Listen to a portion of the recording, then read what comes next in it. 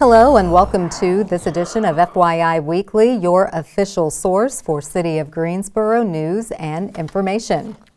Visitors to the downtown area who park on Church Street can take advantage of reduced short-term parking rates on Saturdays. This change applies to specifically the spaces in the Church Street parking deck located at 215 North Church Street. Under the new rates, the first hour of parking will be free, with each additional hour charged at $1.50 per hour. After 7 p.m., a flat rate of $3 will be applied. Again, the new rates are specific to Saturdays. The Church Street parking deck provides convenient access to popular downtown destinations, including the Greensboro Central Library, Greensboro Cultural Center, LeBauer Park, and Center City Park. The new Saturday rates are designed to accommodate short-term visits to these and other downtown locations. For more information about downtown parking decks and parking lots, visit the transportation page of the city's website. The Community Relations Division has published its annual impact report. It's available to review online. This year's report considers some of the new ways the division works with residents to navigate challenging situations, resolve conflicts, and create long-term positive relationships. It showcases data and stories about special programs supported by community relations, such as the podcast Talk City Greensboro in Espanol and the City Academy program. The report also lists the 5 most frequent concerns shared by residents during the 2024-2025 fiscal year. For more information about community relations, visit the division's website or call Gary Canapino at 336-373-2723. Greensboro's Historic Preservation Commission has adopted a new Historic District Program Manual and design standards. This defines rules and guidelines for exterior work aiming to protect the special character of homes and other structures located in Greensboro's 3 locally designated historic districts of College Hill, Dunleith, and Fisher Park. A revamped certificate of appropriateness application accompanies the new standards. This is required for all exterior and site work on properties in the historic districts. The Commission will accept the previous application form through the end of this year. This marks the first time these standards have been updated since 2003. The changes ensure the manual remains clear and user-friendly and aligned with current best practices in historic preservation, energy efficiency, and sustainability. Key highlights include, but are not limited to, a new document designed for online use with links to additional resources, an index, and a sidebar with document chapters, clarification of intent on standards to minimize misinterpretation, and a prioritized focus on older trees that contribute to the area's tree canopy, and updated standards on which trees require an application for removal. To review the new Historic District Program Manual and design standards, visit the city's website. One way to stay informed about decisions that impact you and our city is by attending or tuning in to City Council meetings at 5:30 p.m. on the first and third Tuesday of the month. The fourth Tuesday is reserved for a meeting as needed. These City Council meetings take place in the Katie Dorsett Council Chamber on Level 2 of the Melvin Municipal Office Building, located at 300 West Washington Street. The public is allowed in person, but only in a limited capacity. Those who choose not to be in the building can participate virtually. The Greensboro City Council meetings are broadcast right here on GTN. The meetings are also streamed live on the city's website and on Cablecast. To review the council meeting schedule and agendas, please visit the city's website. Local employers, educational leaders, and community partners will lend their voices to discuss the demands of a sustainable healthcare industry. Coming up after the break, we'll spotlight an annual summit aimed at soliciting healthcare workforce solutions. Stay with us.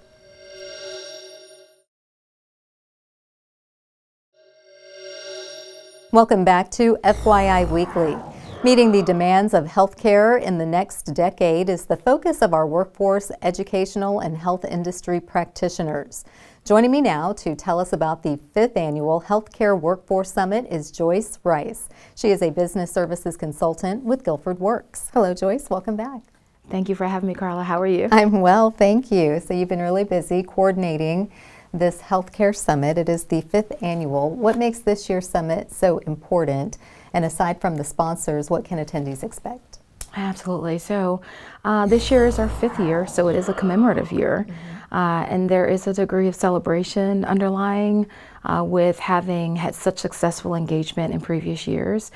This year we're so excited because we are really enhancing our engagement and that we are going to add a buffet lunch and a keynote speaker.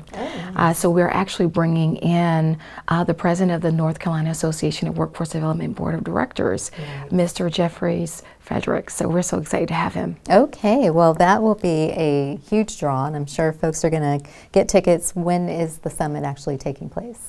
So it is taking place on October 29th, Wednesday, beginning at 8 a.m. to 3 p.m. And it's going to be in the High Point area. And so we're really excited about how High Point has embraced us. I really want to give a big shout out to our High Point Mayor, Cyril Jefferson, who will actually be our closing speaker. Okay, well, I know he'll bring down the house. He's very dynamic.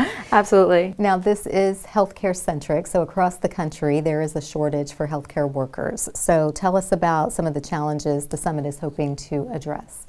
Well, one of the things that we have found over the years are there are some consistent barriers that really do impact pipelining, recruitment, as well as retention. So we're hoping to discuss with healthcare leaders best practices and even uncovering more of those barriers and getting the points of view of individuals who are really, that have their hands behind the plow, really working through some of those challenges. Okay, and from that, collaboration is key. So explain the need for collaboration between the colleges, the training programs, and healthcare employers.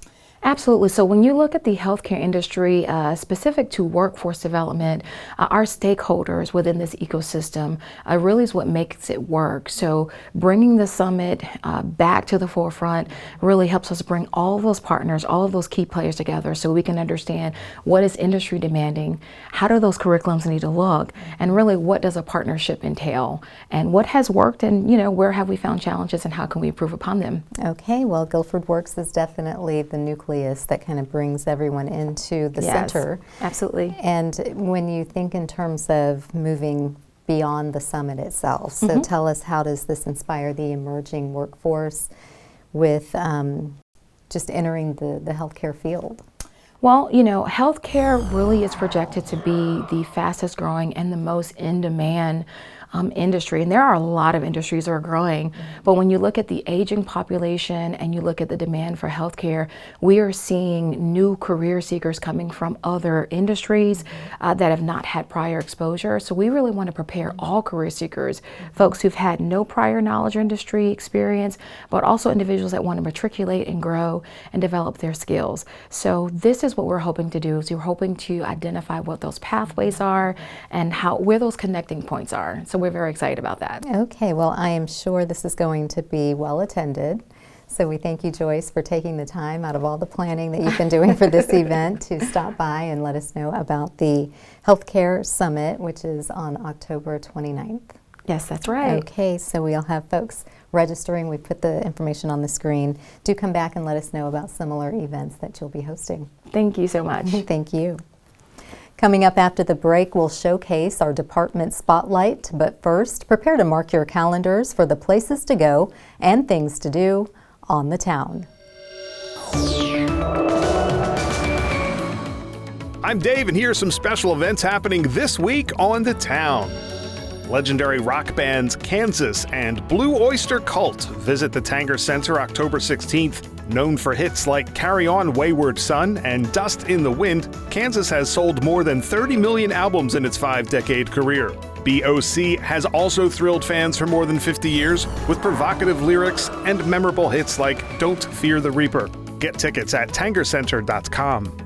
5-time Grammy Award winner Brandon Lake brings his King of Hearts tour to the First Horizon Coliseum October 17th. Lake is one of contemporary Christian music's biggest performers, with hits like Hard Fought Hallelujah and That's Who I Praise. Find tickets at the box office or online at gsocomplex.com.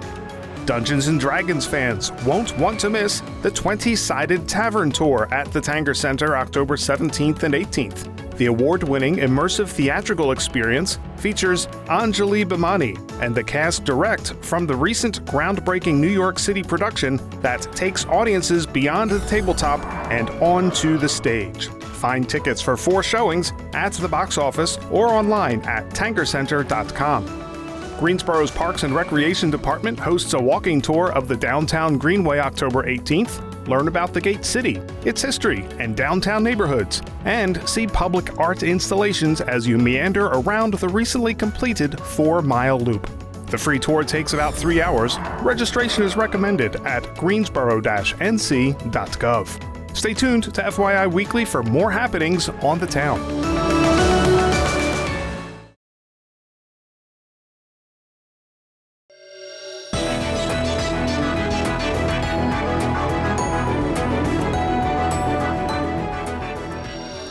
Welcome back. The City of Greensboro has more than 20 departments and several divisions committed to serving you, our residents and visitors. Let's go behind the scenes in our department spotlight. Creative Greensboro is accepting submissions for the 2027 New Play Project. This process is open to any North Carolina resident or student playwright.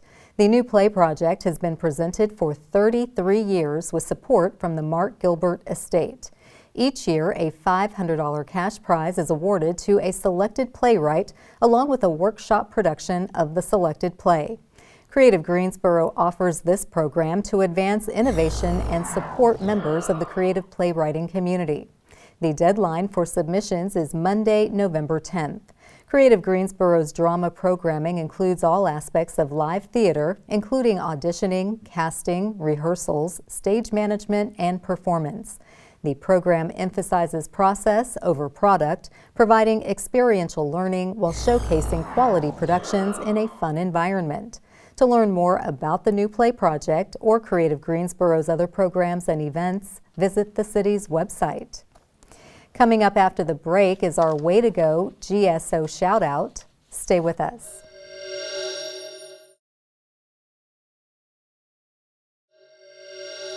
As we draw to a close, we always want to end on a positive note with our Way to Go GSO shout out.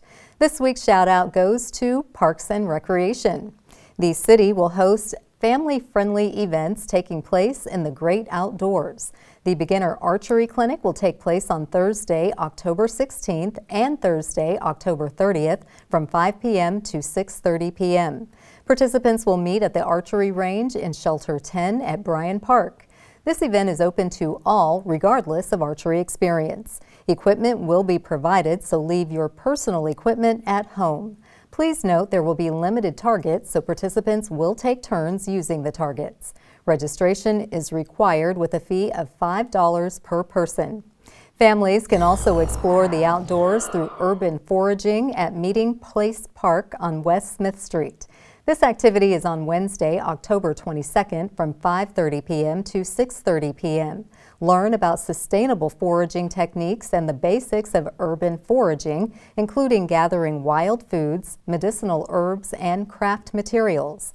This program will take place along the downtown Greenway at the corner of Smith and Prescott Streets. Registration is required and drop-ins are welcome, space permitting. That concludes this edition of FYI Weekly, but you can easily stay connected to the latest city news by linking to us on Facebook, Twitter, Blue Sky, and Instagram.